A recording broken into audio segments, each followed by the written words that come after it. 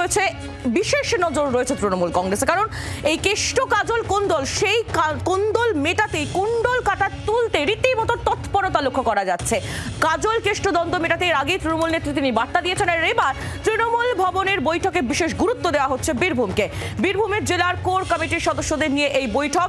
বীরভূমের কোর কমিটির সঙ্গে পৃথক বৈঠক করবেন তৃণমূলের শীর্ষ নেতৃত্ব। কাজল শেখকে সঙ্গে নিয়েই চলতে হবে।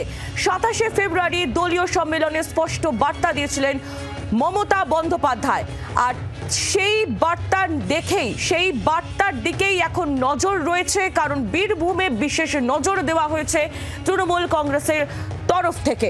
26-এর আগে কোনো রকম কোনো কুন্দল রাখতে চায় না তৃণমূলের শীর্ষ নেতৃত্ব, এবং সেই জন্যই 26-এর আগে বীরভূমের কেষ্ট আর কাজলের কুন্দল মেটাতে তৃণমূল নেত্রী তিনি নিজে একেবারে তৎপর হয়েছেন।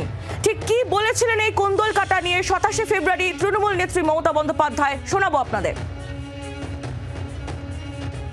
আমি বীরভূমকে রাখিনি, তার কারণ বীরভূমে যারা আছে তারা নিজেদের মতো করে, তাদের কোর কমিটি আছে, কোর কমিটি নিয়ে করবে সবাইকে নিয়ে।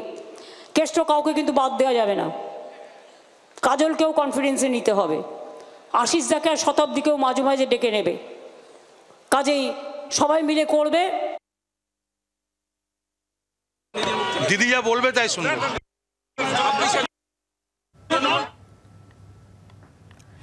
তৃণমূল নেত্রী মমতা বন্দ্যোপাধ্যায়ের বক্তব্য আমরা শুনছিলাম। বীরভূমের কুন্দল কাটা নিয়ে তৎপরতা রয়েছে। কাজল শেখ এবং কেষ্ট মণ্ডল, তাদের দ্বন্দ্ব মেটাতে তৃণমূল নেত্রী কড়া বার্তা দিয়েছেন, সবাইকে একসঙ্গে কাজ করতে হবে। তৃণমূল